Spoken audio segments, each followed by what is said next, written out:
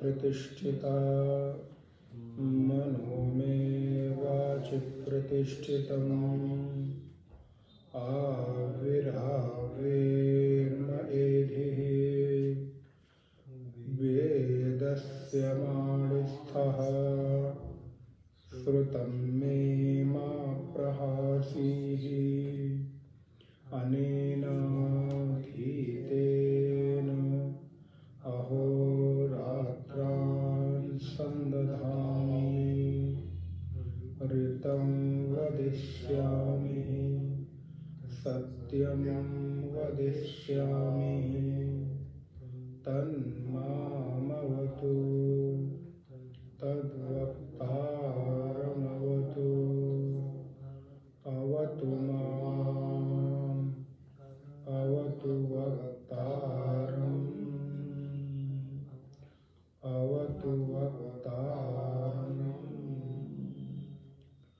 ॐ शान्ति शान्ति शान्ति।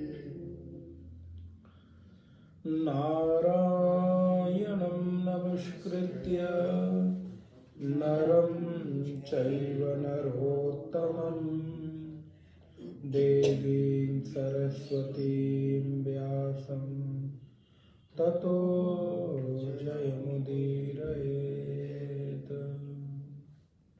सदाशिवसमारम्भां शङ्कराचार्यमध्यमाम् अस्मदाचार्यपर्यन्तां वन्दे गुरुपरम्पराम्।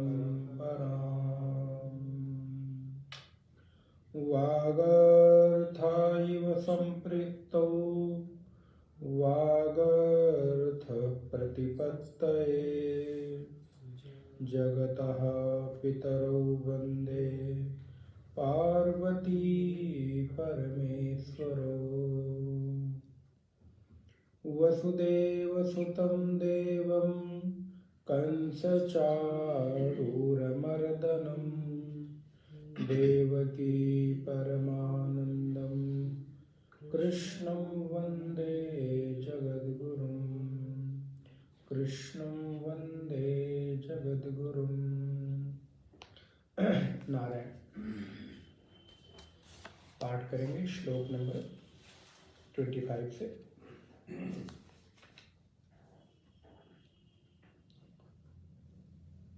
धूम्रो रात्रिस्तथा कृष्णः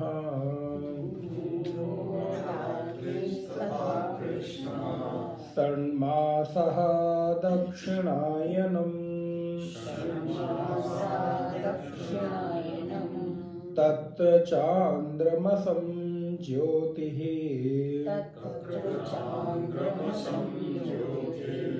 योगिः प्राप्य निवर्तते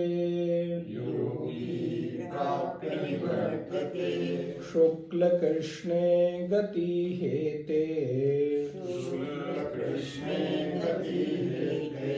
जगतः शाश्वते मते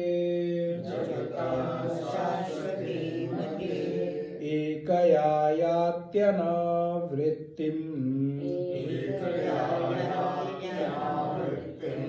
अनन्या वर्तते पुनः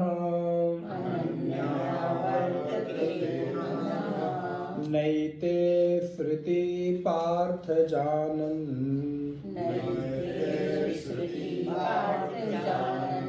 योगी मुह्यति कश्चन तस्मात् सर्वेषु कालेषु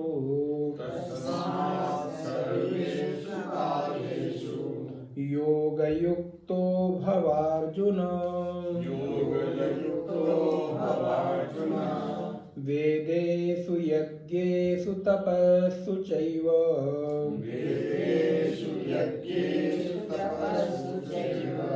दानेषु यत्पुण्यफलं प्रदिष्टम्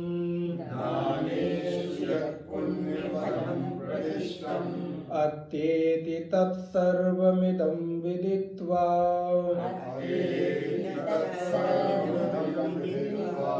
योगी परम स्थानमुपैति चाद्यम्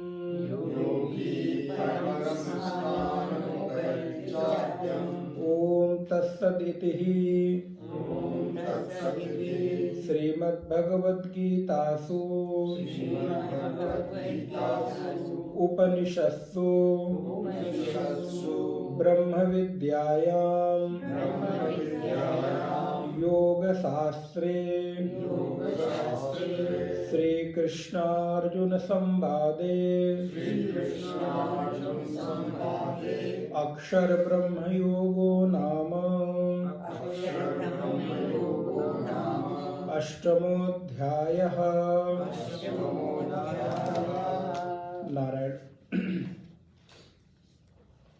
इस अष्टम अध्याय में हम लोग अर्जुन के द्वारा पूछे गए भगवान श्री कृष्ण से जो प्रश्न है उस प्रश्न के उत्तर में इस उपदेश को विचार कर रहे हैं। आप लोगों को संभवतः याद ही होगा कि इस अध्याय के मूल प्रश्न ब्रह्म क्या है, अध्यात्म क्या है, अधिदैव क्या है, अधियज्ञ क्या है इत्यादि। और अंतिम प्रश्न था कि कोई मरणासन्न व्यक्ति यदि अंतिम समय में आपका चिंतन करता है तो उसको क्या गति प्राप्त होती है, उसको किस लोक की प्राप्ति होती है इत्यादि। भगवान श्री कृष्ण ने उपदेश दिया जो कि हमने पिछली कक्षाओं में देखा। इस जीवन में प्रत्येक व्यक्ति के साथ दो चीजें शाश्वत सत्य हैं, एक है जन्म और एक है मृत्यु। कोई भी व्यक्ति ऐसा नहीं है जो ये कह सके कि मैंने जन्म लिया है तो मेरी मृत्यु नहीं होगी। और जिसने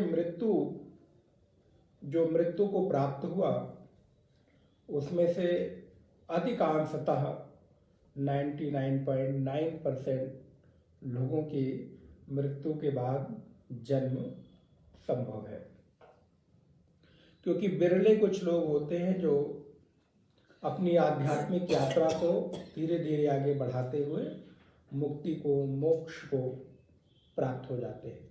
इसलिए भगवान ने शुरू में ही दूसरे अध्याय को जब आप पढ़ेंगे तो आप देखेंगे प्राय सारे प्रश्नों के समाधान आपको दूसरे अध्याय में मिल जाते हैं। तो जहाँ पर भगवान ने कहा है जातस्य ही ध्रुवो मृत्यु ध्रुवम जन्म मृतस्य च तस्मात् अपरिहार्य अर्थे। यहाँ पर भगवान ने व्यक्ति की विवशता, अगर बहुत ऐसे शब्द का प्रयोग करूं जो सामान्य सा शब्द है, तो व्यक्ति की औकात क्या है उसको भगवान ने वहां पे दिखाया कि तस्माद अपरिहार्य अर्थ। तुम्हारी जितनी भी सामर्थ्य क्यों ना हो, जितने बड़ी भी पुरुषार्थ और प्रॉपर्टी और तुम्हारी जितनी भी सामर्थ्य और शक्ति क्यों ना हो, लेकिन तुम इन दो चीजों को कभी भी अपने जीवन में छुड़ा नहीं सकते हो, जन्म और मृत्यु।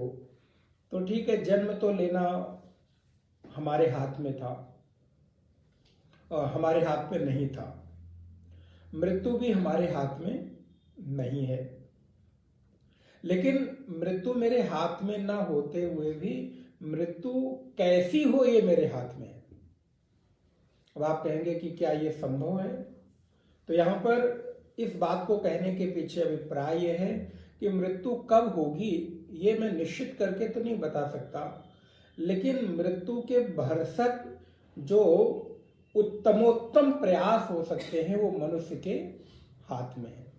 उत्तमोत्तम प्रयास का तात्पर्य है कि मृत्यु के बाद मेरी गति क्या होगी, मृत्यु के उपरांत हमारी योनि क्या होगी। ये व्यक्ति यदि थोड़ा सा सजग रहे, सतर्क रहे, तो वो अपने जीवन में इस बात को बिल्कुल गंभीरता के साथ स्वीकार कर सकता है कि उसके हाथ में है कि उसकी मृत्यु की गति कैसी होगी। ये बिल्कुल ठीक है कि समय हमको नहीं पता, लेकिन जिस समय में भी हो उस समय मेरी मृत्यु, इस बात को याद रखिएगा, संतुष्टिपूर्ण हो।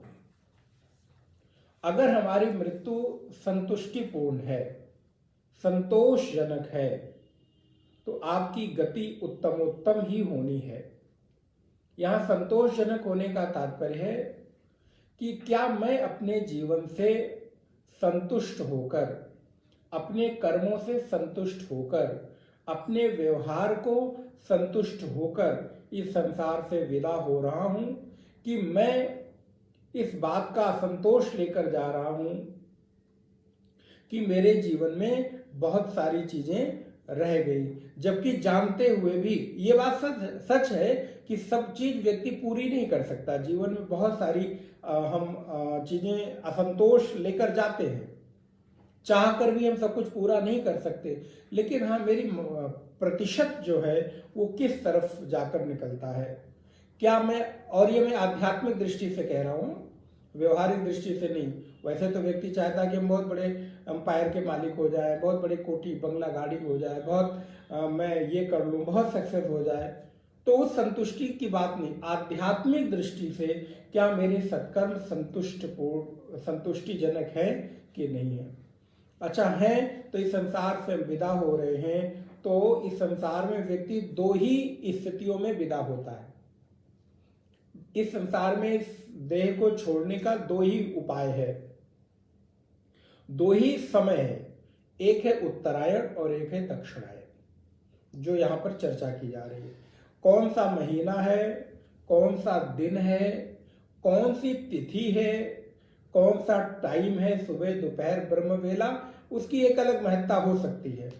लेकिन उत्तरायण और दक्षिणायन इसी वेला में, और 6 मास उत्तरायण और 6 मास दक्षिणायन होता है। इस समय हम लोग उत्तरायण में चल रहे हैं, जो कि प्राय 14 और 15 जनवरी के आसपास मकर राशि में जब सूर्य भगवान का प्रवेश होता है तब उत्तरायण प्रारंभ हो जाता है, जो 6 मास तक चलता है। यहाँ पर उत्तरायण का तात्पर्य क्या है? फिर तो ये होगा कि जो 6 महीने में मर गए वो तो मुक्त हो गए, और जो अगले 6 महीने में मरे वो मुक्त नहीं हुए। तो ये उत्तरायण और दक्षिणायन की तिथि से तो संबंध है, लेकिन उसका संबंध है आपके चित्त के भीतर प्रकाश से। क्योंकि सूर्य की जो गति है, सूर्य का जो उत्तरोत्तर बढ़ना है, वो 14 जनवरी के बाद ऐसा कहते हैं कि दिन बढ़ता चला जाता है। प्रकाश की जो अवस्था है, प्रकाश का जो समय है, वो बढ़ता चला जाता है। तो क्या मेरे चित्त के भीतर प्रकाश की, प्रकाश अर्थात तेज? बोले नहीं, प्रकाश अर्थात तेज, तेज अर्थात ज्ञान, क्योंकि ज्ञान ही सर्व प्रकाश में सबसे अधिक प्रकाशित है। तो क्या मेरे जीवन में मृत्यु की बेला में मेरा चित्त जगा हुआ है कि नहीं? बस प्रकाश का तात्पर्य इतना ही है। वो तिथि कौन सी है, दिन कौन सा है, माह कौन सा है, और अयन कौन सा है, दक्षिणायन है कि अथवा उत्तरायण है, लेकिन क्या आपका चित्त जगा हुआ है कि नहीं? आप बेहोशी में जा रहे हैं कि सजग होकर जा रहे हैं? इसी बात को भगवान ने यहाँ पर विस्तार पूर्वक, हम लोगों ने पिछली कक्षाओं में देखा है। अब यहाँ पर योगेश्वर कृष्ण कहते हैं, थोड़ा अगर ऊपर से लें, कि अग्नि ज्योति रहा कृष्ण षण्मासा उत्तरायणम तत्र प्रयातः गच्छन्ति ब्रह्म ब्रह्म विदो जनाः। जिस मार्ग में ज्योतिर्मय अर्थात प्रकाश में, ज्ञान में, उसका जो देवता है वो अभिमानी देव कौन है? तो जो उस प्रकाश का, उस तेज का, उस ज्योति का जो अभिमानी देवता है, वो शुक्ल पक्ष का अभिमानी देवता है। और उत्तरायण के जो 6 महीने का अभिमानी देवता है, वो जो इस समय मरकर लोग जाते हैं, तो ऐसा कहते हैं कि क्रमशः वो देवताओं के द्वारा ब्रह्म को प्राप्त कराए जाते हैं। अर्थात यदि इस उत्तरायण के माह में कोई व्यक्ति अपने इस शरीर का त्याग करता है, और इसके लिए आप उदाहरण पितामह भीष्म का ले सकते हैं। पितामह भीष्म को इच्छा मृत्यु का वरदान प्राप्त था। सरशैया पर लेटे हुए पितामह भीष्म अपने मृत्यु की प्रतीक्षा करते हैं, और उस समय काल क्या चल रहा था? दक्षिणायन का। उन्होंने उत्तरायण बेला की प्रतीक्षा की। इस उत्तरायण बेला की प्रतीक्षा का तात्पर्य मास से तो है, लेकिन आपको स्मरण होगा भगवान श्री कृष्ण उनके सम्मुख प्रकट होते हैं और भगवान श्री कृष्ण ने पितामह भीष्म को उस ज्ञान के प्रकाश से उनको ओतप्रोत किया, प्रकाशित किया। इसी बात को जब आप भागवत जी पढ़ेंगे तो भीष्म स्तुति आती है। भागवत के प्रथम स्कंद में ही भीष्म स्तुति आती है, जहां पर पितामह भीष्म भगवान श्री कृष्ण की पूजा कर रहे हैं, स्तुति कर रहे हैं, प्रार्थना कर रहे हैं। तो प्रायः होता है कि जब हम भगवान मेरे सम्मुख प्रकट हों, खड़े हों, तो मुझे आंख खोलकर उनके स्वागत करना चाहिए, निहारना चाहिए, देखना चाहिए। और हुआ क्या, जब भगवान कृष्ण पितामह भीष्म के सम्मुख आए, वो एक बड़ी कथा है कि अर्जुन ने एक बाण लगाया और उनके सिर को जो नीचे था वो ऊपर किया, एक अलग कथा है। तो जब भगवान श्री कृष्ण सम्मुख आए तो पितामह भीष्म ने आंख बंद कर ली। बड़ी सुंदर स्तुति है।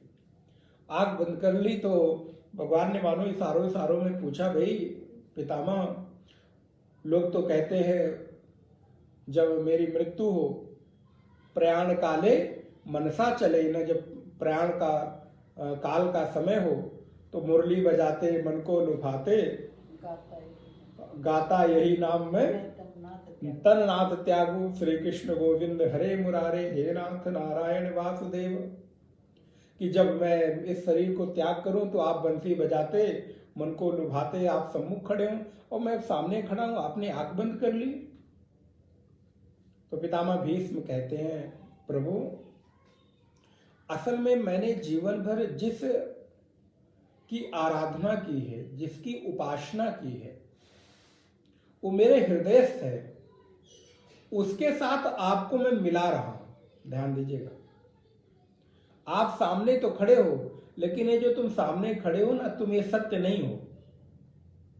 क्योंकि आज आप हो और सशरीर आप भी कल रहने वाले नहीं हो।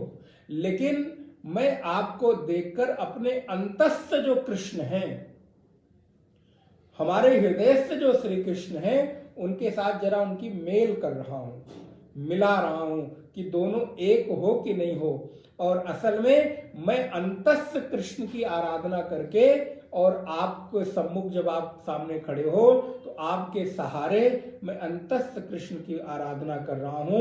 क्यों? क्योंकि अंतस्थ कृष्ण ही मेरा उद्धार करेंगे।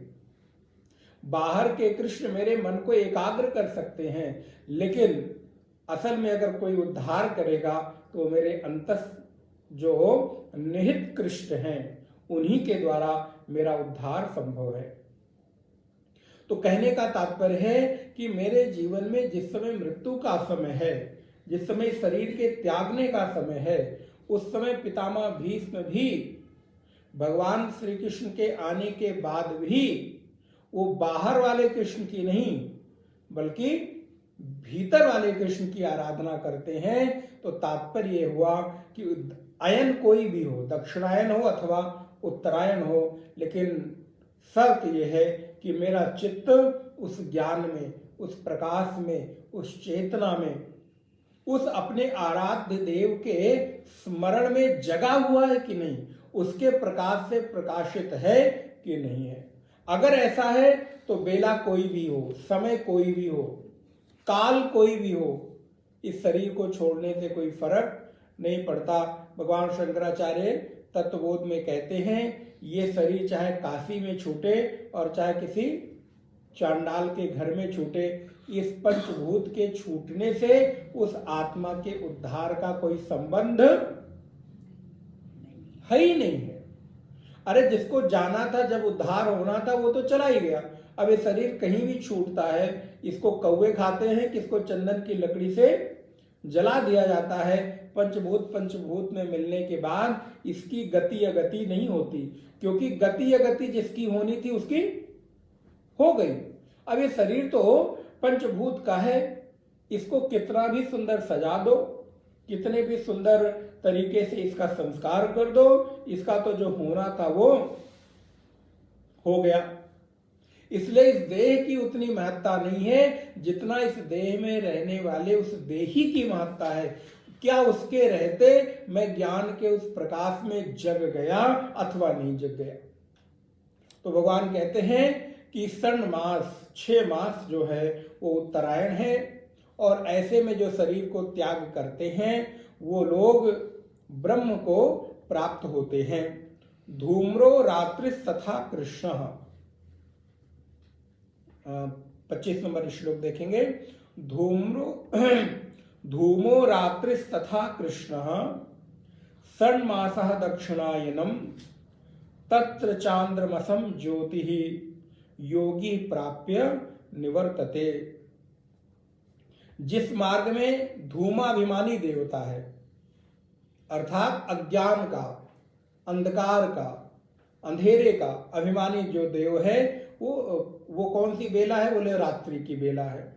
तो रात्रि का अभिमानी जो देव है, ऐसे में अगर शरीर छूटता है तो वो अभिमानी देव पहले कृष्ण पक्ष के अभिमानी देवता के पास ले जाता है। देखिए एक बिल्कुल क्रम है। जैसे अब एक छोटा सा उदाहरण है, बहुत सटीक तो नहीं है लेकिन फिर भी समझने के लिए बता रहा हूं।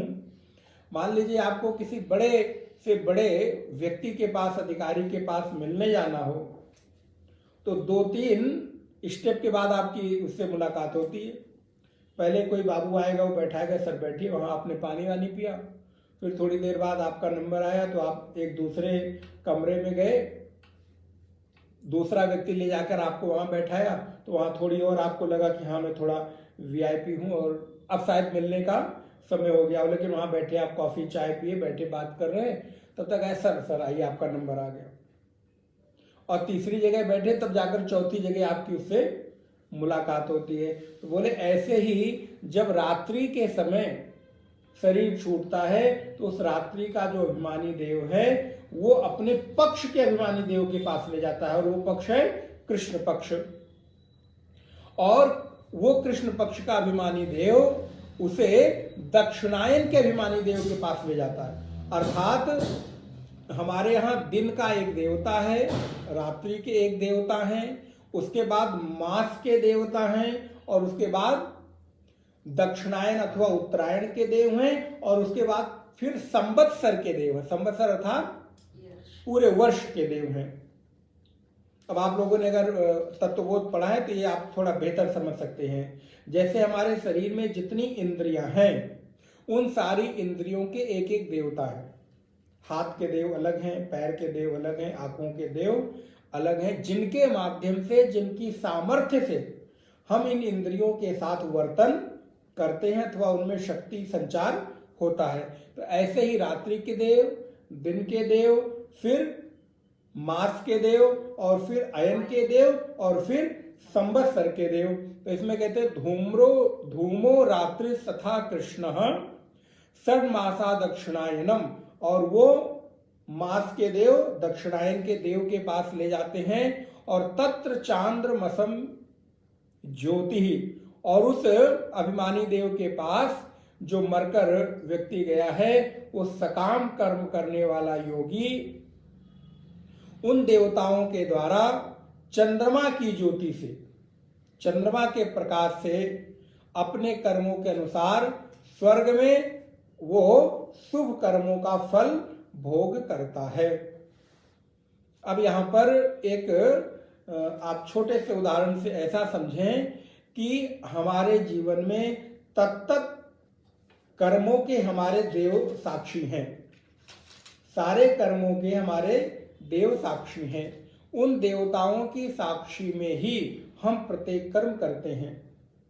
इसलिए ऐसा कहा जाता है कि हमारे कर्म कहीं भी हों, कितने भी अंधेरे से अंधेरे कमरे में, बंद से बंद कमरे में क्यों ना हो, हमारे प्रत्येक कर्मों का कोई ना कोई साक्षी देव, कोई भी ऐसी जगह नहीं है जहां आप ऐसा कर्म कर लें और किसी को पता, बोले महाराज मैंने तो कर लिया, किसी को नहीं पता। बोले हाँ, मनुष्य हो सकता है कि आपके कोई सगे संबंधी भाई बंधु को पता न चले, लेकिन हमारे प्रत्येक कर्मों के अष्टदेव साक्षी हैं। उपदेश सार में जब आप पढ़ेंगे तो ये प्रसंग वहां पर आता है। हमारे प्रत्येक कर्म के, अच्छा चलो कोई और नहीं समझ में आ रहा है तो सूर्य को हम देव समझते हैं कि नहीं, और चंद्र को देव समझते हैं कि नहीं? तो कोई नहीं समझ में आता है भी 1 मिनट के लिए, तो कम से कम दिन के हमारे प्रत्येक कर्मों के साक्षी और रात्रि के कर्मों के साक्षी चंद्रदेव। तो ये तो है ही। इसलिए कभी भी कोई भी व्यक्ति ये कहे कि मैं कभी ऐसा कर्म कर लिया हूं जिसको कोई नहीं जानता, तो वो व्यक्ति अविवेक के कारण ऐसा कह रहा है, क्योंकि हमारा कोई भी ऐसा कर्म नहीं है जिसको कोई न जानता हो।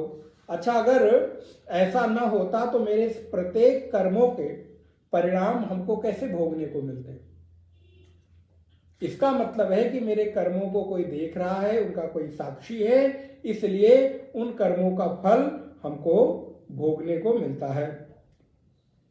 इसलिए इस दक्षिणायन अथवा उत्तरायण में, किसी भी मास में और किसी भी महीने में हमारा जो शरीर का परित्याग होता है, तब देवताओं के द्वारा उसका फल हमें मिलता है। तद अनुरूप वो स्वर्ग में भोग जाता है और ज्योति योगी प्राप्य निवर्तते, वहां पर फल भोग कर वापस आता है। अब ध्यान रखिए, जब मैंने शुरू में ये कहा कि उत्तरायण में जाता है तो वो मुक्त हो गया और दक्षिणायन में गया तो वो मुक्त नहीं हुआ, तो यहां कहने का तात्पर्य है जो ज्ञान के प्रकाश में शरीर छोड़ता है उसको ऊपर क्या कहा, ब्रह्म को प्राप्त हो जाता है, अर्थात उसका जन्म नहीं होता।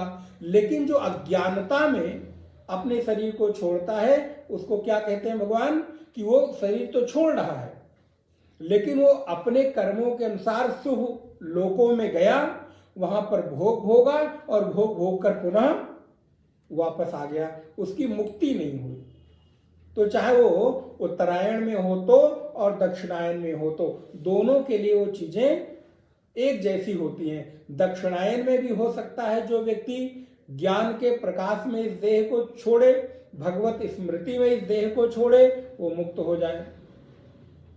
इसलिए इस शुक्ल कृष्णे गति हेते, श्लोक नंबर 26, शुक्ल कृष्णे गति हेते जगतः शाश्वते मते एकया यात्यनावृत्तिम अनन्यया वर्तते पुनः। क्योंकि जगत के 2 प्रकार के शुक्ल और कृष्ण ये पक्ष हैं।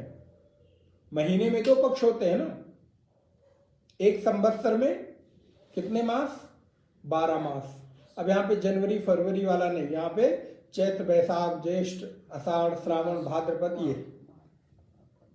तो एक संवत्सर में, वर्ष को संवत्सर कहते हैं, एक संवत्सर में 12 मास, और इस 12 मास को भी सौर मास कहते हैं, क्योंकि प्रत्येक मास में सूर्य किसी न किसी राशि में गति करता है। और हमारे यहाँ जितने भी लोग हैं सभी की कितनी राशियां हैं, कुल 12 राशियों में। यहाँ जितने भी लोग बैठे हैं 10-15 लोग, सभी लोग इन 12 राशियों के अंतर्गत ही मेष मकर, सिंह कन्या तुला वृश्चिक धनु मकर कुंभ और मीन, इस प्रकार ये 12 राशियां हैं।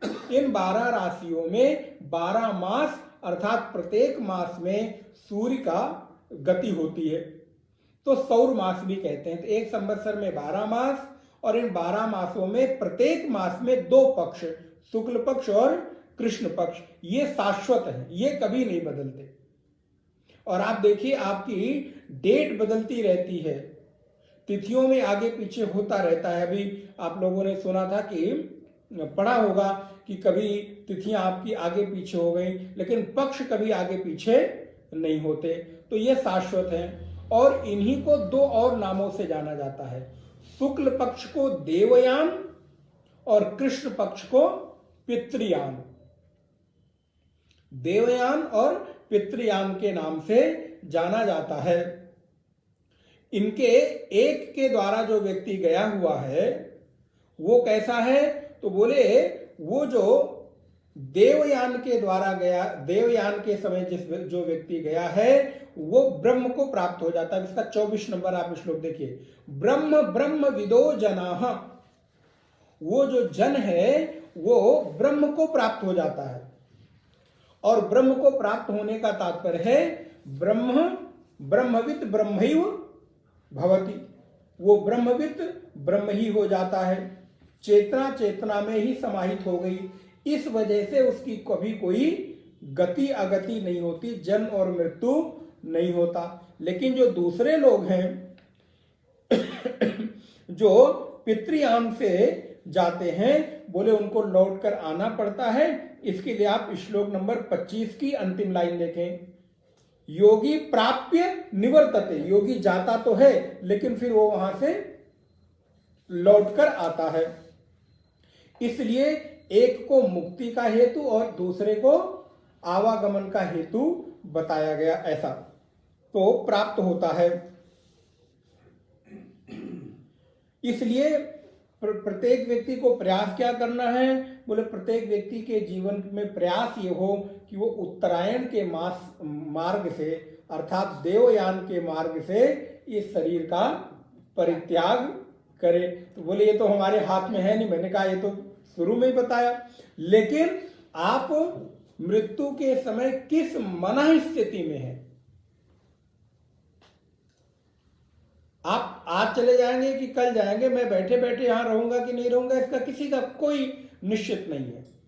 लेकिन जाते जाते भी आपकी मना स्थिति देवयान में है कि पितृयान में है?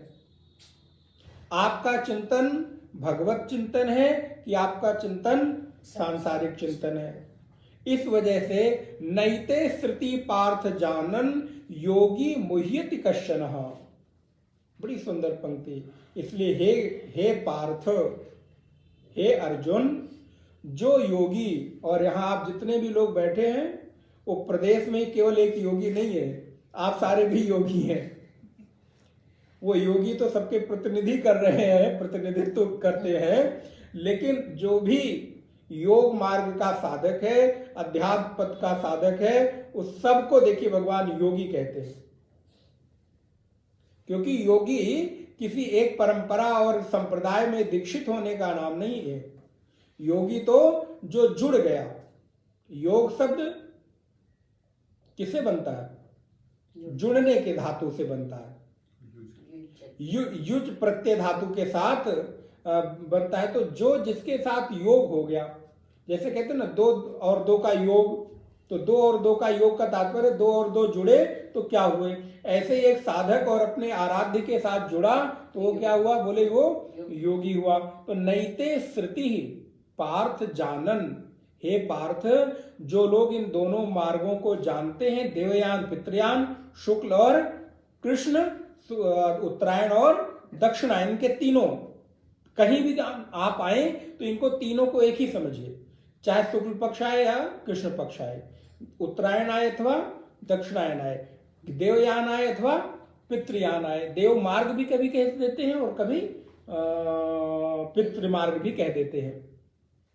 तस्मात्, तस्मात् का तात्पर्य हे अर्जुन, इसलिए सर्वेषु माने सभी, कालेषु काल में, समय में, योग युक्तो भवार्जुन, अर्जुन सभी काल में जो योगी इन दोनों मार्गों को जानते हैं वो समबुद्धि के योग से युक्त होते हैं, अर्थात निरंतर मेरी प्राप्ति के लिए साधना में निरत रहते हैं, लगे रहते हैं, वो किसी अन्य दूसरी चीजों में नहीं उलझते। लेकिन कौन से लोग? बोले जो लोग ऐसा जानते हैं कि हमारे इस शरीर के छूटने में ये कारक हैं, ये हेतु हैं और इनका फल क्या होगा, वो सदैव भगवान से यही प्रार्थना करते हैं।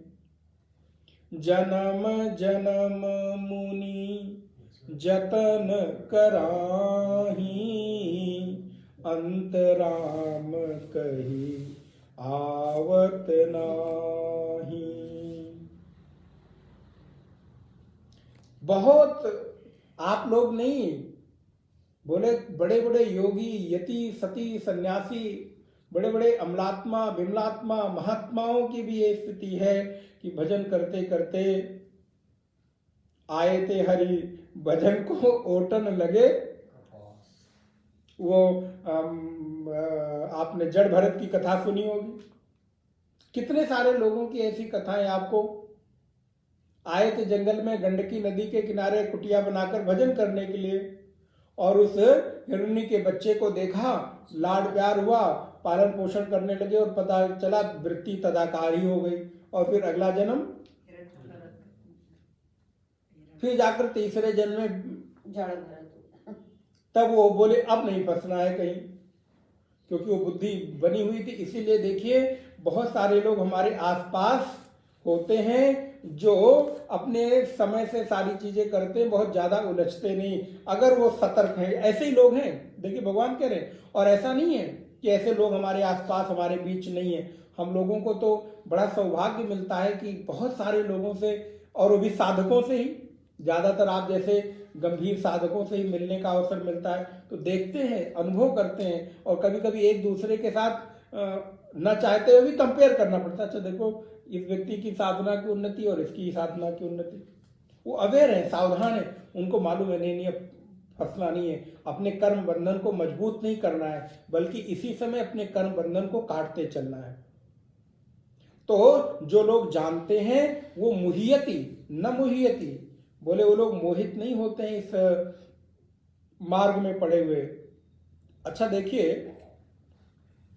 अगर भगवान को केवल इतना ही कहना होता कि जाओ एकांत में बैठ जाओ,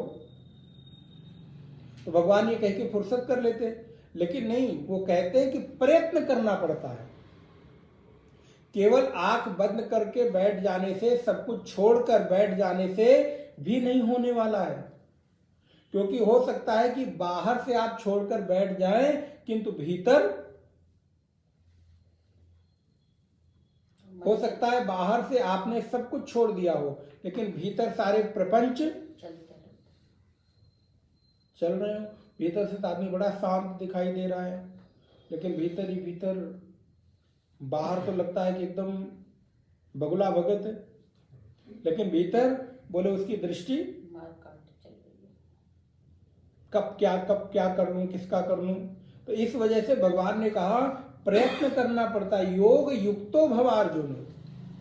इसलिए प्रयत्न किए बिना सब कुछ छोड़ देने से भी नहीं बनता।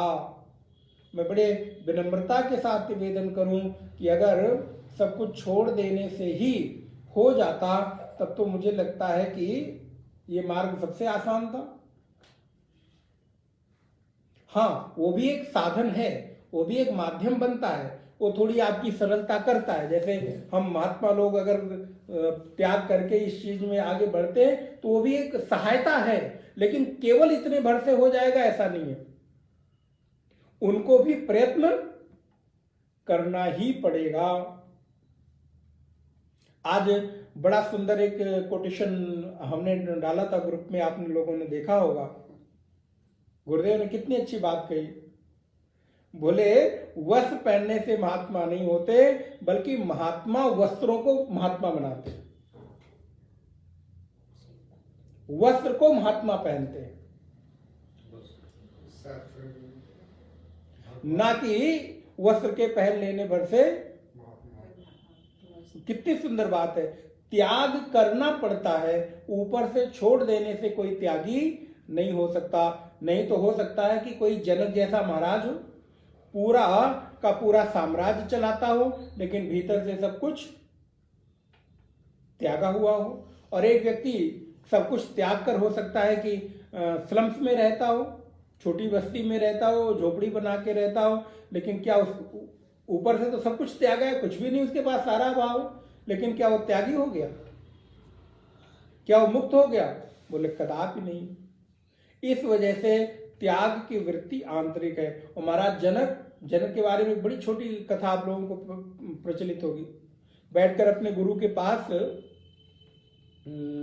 प्रश्नोत्तर कर रहे थे, कुछ चर्चा पर चर्चा कर रहे थे, तब तक क्या कहते हैं, तो परीक्षा लेने की दृष्टि से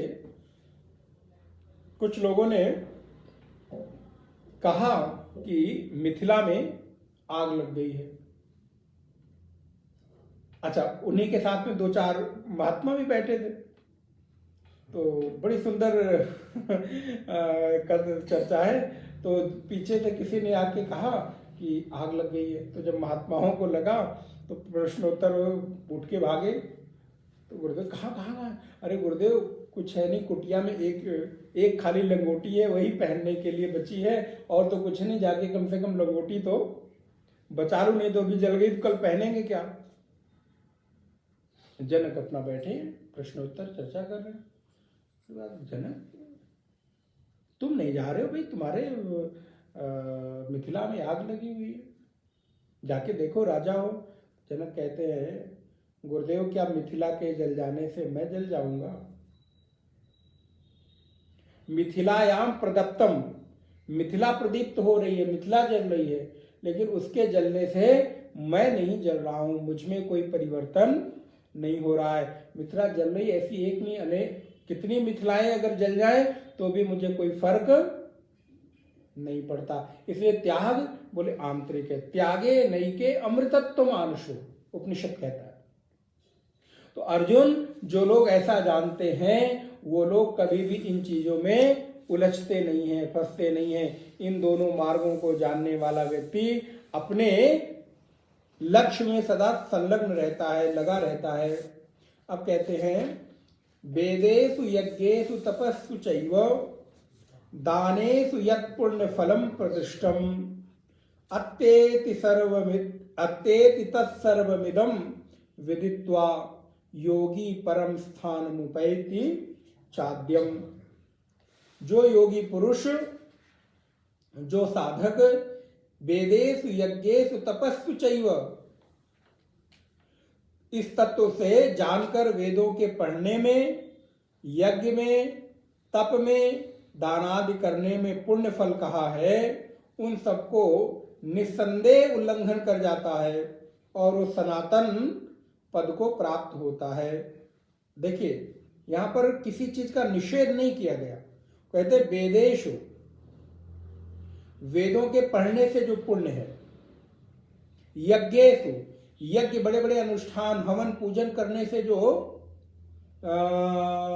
पुण्य है, तपस्सु, व्रत आदि करने का जो, तप करने का जो पुण्य है, और दानेषु, दान करने का जो पुण्य है, वो प्रतिष्ठम उनको प्राप्त होता है, पुण्य मिलता है। लेकिन ऐसा जो महापुरुष है जिसने अपने ज्ञान में चित्त को जला रखा है, ज्ञान में चित्त को जलाया हुआ है, जगाया हुआ है, वो इस सब का उल्लंघन कर जाता है। अर्थात फिर उसके लिए वेद पढ़ाने से, यज्ञ करने कराने से, तप आदि करने से, दान आदि करने से कोई प्रयोजन, वो करे तो और न करे तो, क्योंकि वो इन सब से उठ गया। क्योंकि अब उसको पुण्य से मिलने वाला जो सुख है, पुण्य से मिलने वाला जो लोकांतर का लाभ है, उसको चाहिए ही नहीं, तो वो पुण्य क्यों करेगा? पुण्य के लिए क्यों अपने आप को इन कार्यों में लगाएगा, संलग्न करेगा? अब तो वो आत्मानुसंधान करके और उस सनातन पद को, कौन सा सनातन पद? बोले योगी परम स्थान मुपैति चाद्यम, जो सनातन पद अर्थात जहां से जाने के बाद पुनः वापस नहीं आना पड़ता है, उस जगह पर पहुंच जाता है। अर्थात वो कहां से पहुंचता है? तो बोले चित्त के उस परम अवस्था में पहुंचकर वो इन वेद और दान आदि के पुण्य कर्मों से सदा सदा के लिए मुक्त हो जाता है। तो ऐसा जो योगी है वो सदा देवयान, उत्तरायण और शुक्ल पक्ष के अंतर्गत अपने इस पंचभूत की देह की लीला को समाप्त करता है। ये लीला उसकी संवरण होती है, फिर इस देह का कोई बहुत औचित्य उसके जीवन में रह नहीं जाता है। इस प्रकार जो जानते हैं वो सनातन पद को प्राप्त होते हैं। ओम तत्सदिति श्रीमद्भगवद्गीतासु उपनिषत्सु ब्रह्म विद्यायां योग शास्त्रे श्री कृष्णार्जुन संवादे अक्षर ब्रह्म योगो नाम अष्टमोध्यायः। इस प्रकार हम लोगों ने बड़े ही सूक्ष्म और यथाशक्ति यथामति 8वें अध्याय को विचार पूर्वक देखा। अब इसको मोटा मोटी आप लोग अपने चित्त में ले आए। इसमें कुल 28 श्लोक हैं और 28 श्लोकों में शुरुआत में प्रारंभ में अर्जुन ने भगवान से प्रश्न पूछा है और इन प्रश्नों में क्या है, ब्रह्म क्या है, अध्यात्म क्या है, कर्म क्या है, अधिभूत क्या है, अधिदैव क्या है, अधियज्ञ क्या है और अंतिम समय में इस शरीर के छोड़ने के समय जो पुरुष आपका चिंतन करते हैं उनको आप किस रूप में स्मरण में आते हैं, उनको क्या गति प्राप्त होती है। तो इस प्रकार से कुल 7 प्रश्न यहाँ पर हो गए। सभी प्रश्नों के भगवान ने बहुत ही सूक्ष्म उत्तर दिए हैं। ब्रह्म क्या है, अक्षरम ब्रह्म, बस एक शब्द में उत्तर दे दिया। अध्यात्म क्या है, बोले व्यक्ति का स्वभाव ही अध्यात्म है। भूत भावोद्भव करा विसर्गा कर्म संगीता, कर्म क्या है, बोले सभी भूतों से उत्पन्न होने वाला जो विसर्ग सृष्टि है वही कर्म है। अधिभूत क्या है, अधियज्ञ क्या है, इसको बड़े छोटे छोटे में भगवान ने उत्तर दिया। लेकिन 5वें नंबर के श्लोक से जो भगवान ने अंतिम प्रश्न के उत्तर का प्रारंभ किया कि अंत काले च मामेव स्मरण मुक्त्वा कलेवरम या प्रयाति समद्भावम याति नास्त्यत्र संशयः, जो अंतिम समय में मेरा स्मरण करते हुए इस कलेवर को, इस देह को छोड़ते हैं वो मुझे ही प्राप्त होते हैं, इसमें कोई संशय, ऐसा भगवान कह रहे हैं कि इसमें कभी कोई संशय नहीं करना चाहिए। और लगभग इसी उत्तर के इर्द गिर्द यहाँ से लेकर और 28 श्लोकों तक ये पूरा अध्याय चल रहा है। उसमें साधना भी बताई गई, मार्गों का भी संकेत किया गया और यहाँ पर भगवान ने यह भी बताया कि कैसे वो हमारा स्मरण करे। तो उसके लिए यहाँ पर ओम के ध्यान की, ओम के उपासना की बात की गई है। माम उपेत्य पुनर्जन्म, फिर ऐसे लोग पुनर्जन्म को प्राप्त नहीं होते हैं। क्यों? क्योंकि दुखालयम अशाश्वतम, ये संसार दुखालय है अर्थात अनित्य है, इसलिए यहाँ पर जो महात्मा लोग हैं वो आना नहीं चाहते। योगी लोग बार बार जन्म और मृत्यु को प्राप्त नहीं होना चाहते। आ ब्रह्म भुवनान लोकाः पुनरावर्तिनो अर्जुन, यहाँ से लेकर और ब्रह्म लोक तक जो भी जहां भी जाता है वो सब पुनरावर्ती है अर्थात अनित्य है, आने जाने वाले हैं। बस एक सनातन ब्रह्म पद ही है जो एक बार प्राप्त होने के बाद पुनः आना जाना सदा के लिए बंद हो जाता है। और फिर भगवान ने यहाँ पर पंचभूत की बात बताई। इसको मैंने आपको पूर्व की कक्षा में बताया कि ये सारा कुछ पंचभूत ही है। एक भूत दूसरे भूत के साथ खेल रहे हैं। पूज्य अखंडानंद जी महाराज बड़ी सुंदर बात कहते थे, बोले ये संसार भूतों का डेरा है, भूतों का गांव है। हम सारे लोग भूतों के गांव में रह रहे हैं और ये पूरा विश्व क्या है, बोले महाश्मशान है और यहाँ पर सारे भूत नृत्य कर रहे हैं। हम और आप भूत के रूप में ही तो हैं, पंच महाभूतों के रूप में हम और आप हैं। फिर दूसरे ऐसे सूक्ष्म भूतों से क्या डरना, हम खुद ही स्थूल भूत हैं और ये पूरा का पूरा विश्व महाश्मशान है। और फिर यहाँ पर 2 प्रकार के मार्ग हैं, शुक्ल पक्ष, कृष्ण पक्ष, देवलोक, देव मार्ग और पितृमार्ग। उत्तरायण और दक्षिणायन में जो शरीर का त्याग करते हैं उनको तत्त कर्मों के अनुसार उनकी गति प्राप्त होती है। इस प्रकार हम लोगों ने 8वें अध्याय को यहाँ पर देखा। अगली कक्षा से हम लोग 9वें अध्याय में प्रवेश करेंगे। 2 बार भगवान का नाम स्मरण।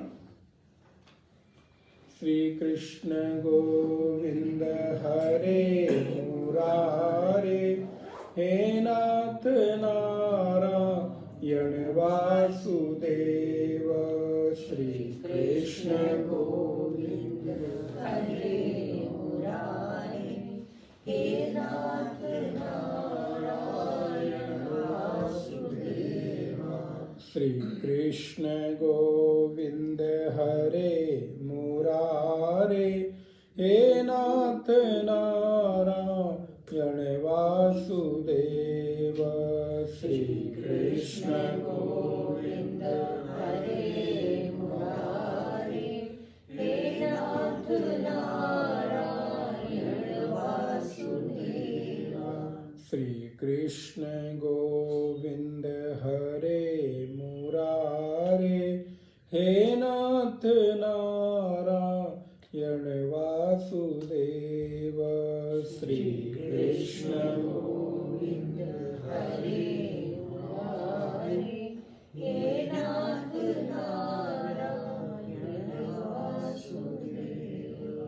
हे नाथ नारायण वासुदेव, हे नाथ नारायण वासुदेव।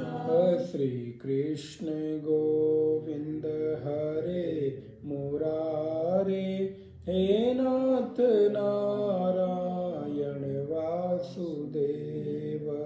श्री कृष्ण गोविंद हरे मुरारे, हे नाथ नारायण वासुदेव। श्री कृष्णचंद्र भगवान की, गीता माता की, सद्गुरुदेव भगवान की, सत्य सनातन धर्म की।